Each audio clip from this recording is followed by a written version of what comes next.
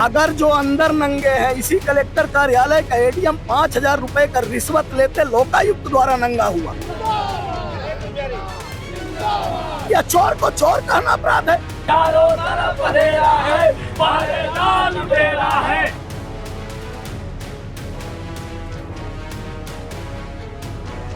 ये एक तरह का लूट लूट लूट।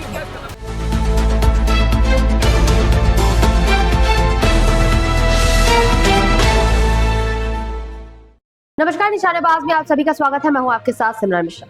लोकतंत्र में जब व्यवस्था बहरी हो जाती है तो जनता को अपनी आवाज सुनाने के लिए कठोर रास्ते चुनने पड़ते हैं। मध्य प्रदेश के नवगठित जिले मऊगंज में कुछ ऐसा ही नजारा देखने को मिला है, जिसने न केवल प्रशासनिक संवेदनशीलता पर सवाल खड़े कर दिए हैं, बल्कि कड़ाके की ठंड में मानवता को भी शर्मसार कर दिया है। भ्रष्टाचार के खिलाफ अधर नग्न प्रदर्शन कर रहे 80 साल के बुजुर्गों को जिस तरह से पुलिस के पहरे में जेल भेजा गया, उसने पूरे प्रदेश का ध्यान अपनी ओर खींच लिया है। इस पूरे विवाद के केंद्र में मऊगंज महाविद्यालय का एक लैब परिचालक पंकज श्रीवास्तव है। आरोप बेहद गंभीर है। कहा जा रहा है कि पंकज ने कलेक्टर के नाम का सहारा लेकर एक महिला वार्डन से 1,22,000 रुपए रिश्वत ली।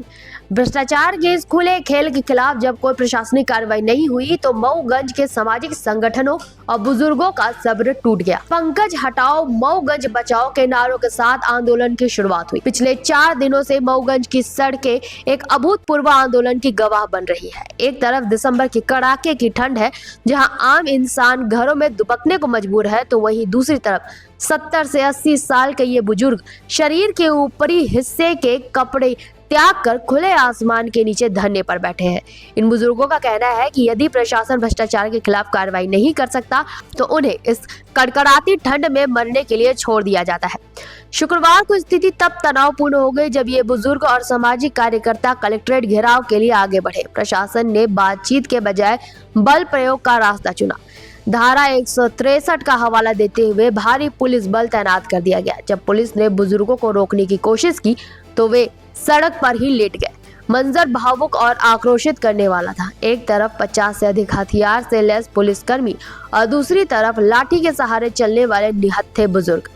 एसडीएम और एसडीओपी की मौजूदगी में पुलिस ने बलपूर्वक अगस्त क्रांति मंच के कुंज बिहारी तिवारी, अनुभवी आंदोलनकारी मुद्रिका त्रिपाठी और एक विकलांग जिला पंचायत सदस्य सहित 8 लोगों को हिरासत में ले लिया। तहसील कार्यालय ले जाए जाने पर इन बुजुर्गों ने जमानत लेने से साफ इनकार कर दिया। उनका स्पष्ट संदेश है कि जब तक रिश्वतखोर कर्मचारी को सेवा से नहीं हटाया जाता, हम जेल की सलाखों के पीछे ही रहेंगे। जरूरत पड़ी तो हम अन्न और जल का भी त्याग कर देंगे। इस घटना ने कई गंभीर सवाल खड़े कर दिए हैं, जैसे कि क्या एक छोटे कर्मचारी को बचाने के लिए पूरा जिला प्रशासन एकजुट है? क्या शांतिपूर्ण प्रदर्शन कर रहे बुजुर्गों को जेल भेजना ही एकमात्र समाधान था? और क्या भ्रष्टाचार मुक्त प्रदेश के नारों के बीच मऊगंज की ये तस्वीर क्या बयान करना चाहती है? फिलहाल मऊगंज में तनावपूर्ण शांति बनी हुई है। प्रशासन ने इस पूरे मुद्दे पर चुप्पी साध ली है और उनके पक्ष को और अधिक संदिग्ध बनाती है। बुजुर्गों का ये सत्याग्रह अब जेल की कोठरी से व्यवस्था को चुनौती दे रहा है। देखना ये होगा कि सरकार इस भ्रष्टाचार के आरोपी पर कार्रवाई करती है या बुजुर्गों का ये बलिदान व्यर्थ जाता है।